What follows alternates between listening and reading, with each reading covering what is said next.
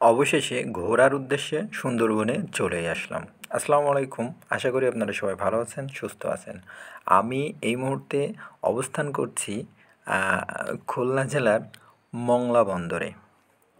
এই মংলা বন্দর বাংলাদেশের দক্ষিণ পশ্চিম অঞ্চলের খুলনা বিভাগে অবস্থিত একটি সমুদ্র বন্দর। এটি বাংলাদেশের দ্বিতীয় বৃহত্তম এবং দ্বিতীয় ব্যস্ততম সমুদ্র বন্দর। এটি খুলনা মহানগরীর দক্ষিণ পূর্বে পশুর নদীর তীরে অবস্থিত।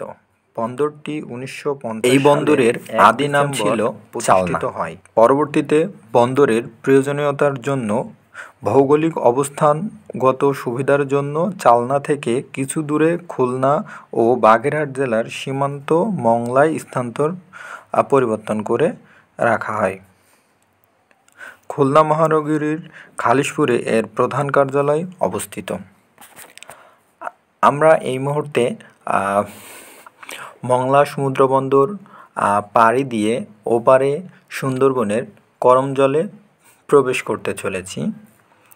সেজন্য আমরা ট্রলারে উঠলাম।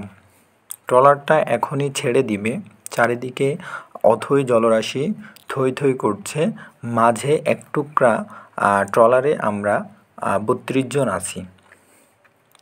আমরা অবশ্য ট্যুরে গেছি আমাদের যশোরের ঐতিহ্যবাহী একটি কোচিং সেন্টারের পক্ষ থেকে। কোচিং সেন্টারটির নাম হচ্ছে বিসিএস রোডম্যাপ। আমি বিসিএস রোডম্যাপ কোচিং সেন্টারকে অসংখ্য ধন্যবাদ জানাই। তাদের সহযোগিতায় আমি এত সৌন্দর্য প্রকৃতির সেটা উপভোগ করতে পেরেছি। আমরা এখন ট্রলারের উপরে অবস্থান করছি। আমরা যে সময় মংলা সমুদ্র বন্দরে উপস্থিত হয়েছি সেই সময় দুপুর 11টা বাজে। প্রচুর রোদ। উপরে ট্রলারের উপরের অংশে হালকা একটা ছামিয়ানা টাঙিয়ে রাখা হয়েছে রোদ থেকে নিজেদেরকে রক্ষা করার জন্য। এখন ট্রলারটি স্টার্ট করেছে এবং রওনা দিতে আরম্ভ করেছে। এটি দেখতে পাচ্ছেন ট্রলার দিক নিয়ন্ত্রণ করার জন্য এটি ব্যবহার করা হয়।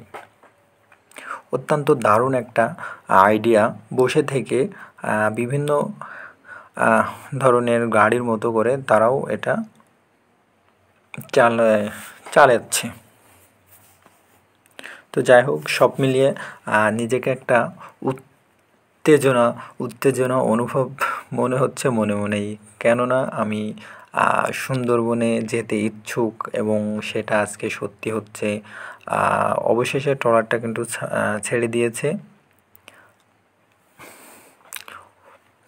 অবশ্য খুবই ভালো লাগছে যে আমি প্রকৃতির একদম কাছাকাছি অবস্থান করছি। আমার সামনে দেখতে পাচ্ছেন অনেকগুলো ট্রলার এখানে রয়েছে।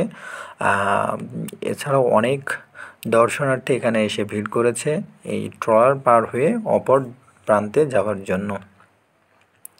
তো যাই হোক, ট্রলারটি চলতে শুরু করেছে। আমরা ক্রমশ পশুর নদীটির মাঝে অবস্থান করতে যাচ্ছি।